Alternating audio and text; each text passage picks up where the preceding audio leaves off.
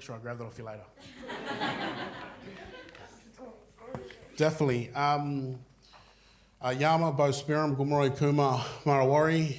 Born in Western Sydney, grew up on the south side of Brisbane. Have been involved in activism and community radio for more than like 11 years now, I think.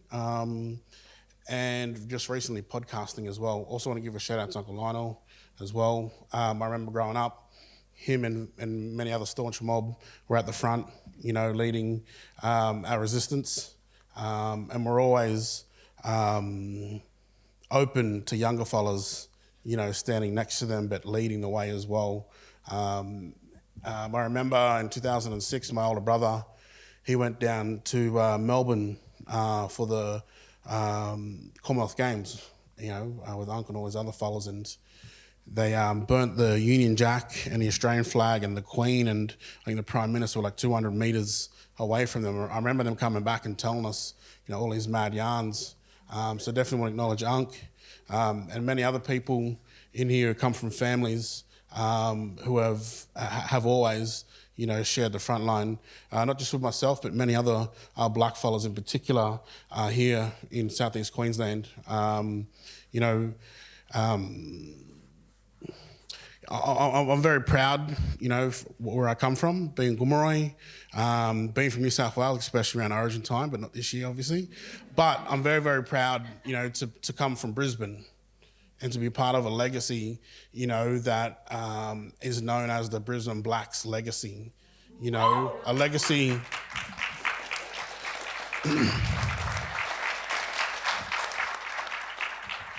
a legacy that has always been on the front line, not just for communities in Brisbane or Southeast Queensland or Queensland alone, but for many communities around this country. You know, it's etched in a song by Mopping the Dropouts, Brisbane Blacks. You know, I saw it on the TV, you know, I heard it on the radio, you know, they're mobbing the park. You know, it's a legacy that I know a lot of people are very proud to come from this community, whether they have traditional, historical, or just recent ties to this community. You know, and when you're lucky enough to sort of travel around in circles, in the activist circles, or just in any community, and they hear that you're from Brisbane, two things they, you know, say, oh, this is, you know, a deadly Brisbane Blacks fellow. Then they give you a guitar to sing it, you know, and I can't sing or play the guitar, so. But you know, it's a legacy that has grown out of, you know, the struggle of our people, and that goes back way back to when these fellows first came here. And I'll talk a bit about that through my discussion as well.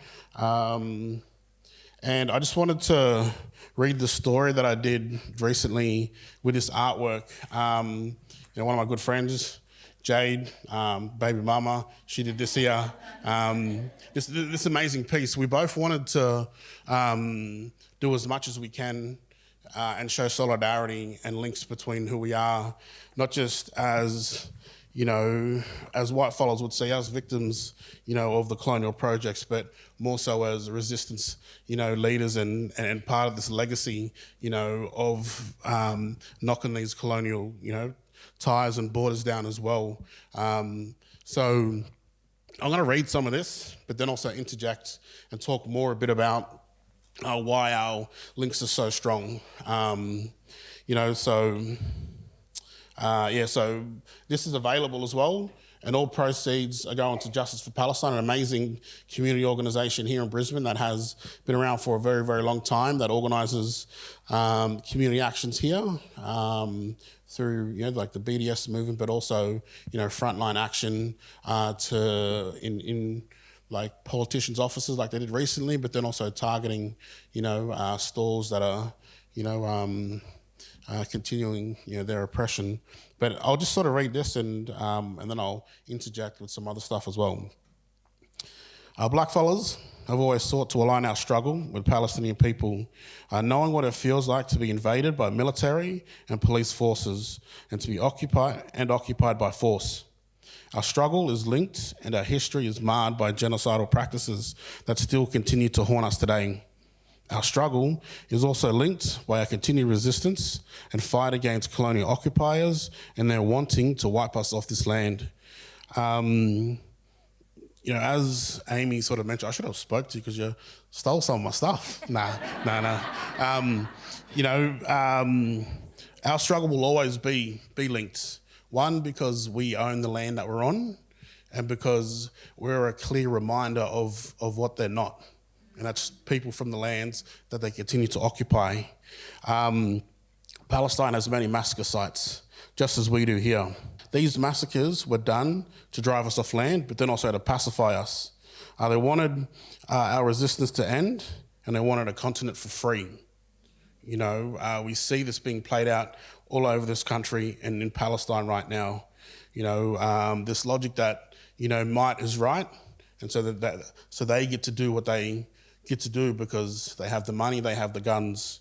But as I said before, you know, we're that clear, constant reminder that they'll never get a continent for free. In so-called Australia, the massacre started around 1788 and continued up to the 1930s.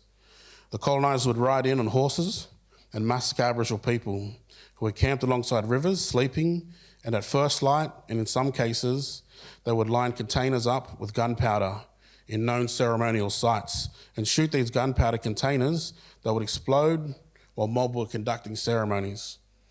You know, we see this happening right now in Palestine, and you know, these raids were very, very common all over this country. A lot of massacre sites happened and, you know, took place alongside of rivers because they were very important sources, you know, for mob, one, to drink, but then also to sleep by and camp by, and then conduct, you know, ceremonies and other important sort of aspects of our lives as well. They tried everything that they could think of to exterminate us, but we're still here. We not only survived by our resistance, but our resistance has never stopped and will continue to this day and beyond. Because of this resistance, we stand in solidarity with all Indigenous peoples and peoples of colour that are oppressed by racist police and genocidal practices.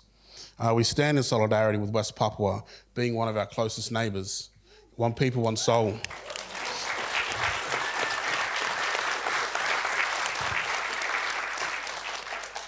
We stand in solidarity with Palestine because we know what is happening right now is not right, but also because of our historical links through the struggle, through struggling against apartheid. In this country, in this state, you know, apartheid only ended in the 1980s, which was the Queensland and Torres Strait Protection Act. You know, there's footage of Unk, you know, and Ruby's dad, and I'm sure many other families. I'm sure Unk may have been a part of that as well. This fight against this racist policy. There's a park down here, Musgrave Park. It's really deadly. A lot of mob would resist from there. Every year for Invasion Day, would go back there and celebrate with the mob. And a lot of our rallies would begin and end there. We're very fortunate we have something like this in Australia. Not many areas where they rally and protest get to go back to a park that, you know, is not just known for having a cultural and a political history, but, you know, we get to go there, you know, whenever we like as well. This is a similar apartheid system that is currently being used in Palestine. The borders may be linked, and the colonial policies may be the same, but never forget our resistance is always the same and will maintain. Yours in the struggle, blackfellas from so-called Australia, always was, always will be.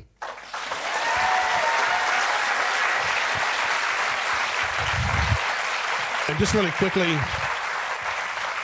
no, is that on? And just really quickly, like,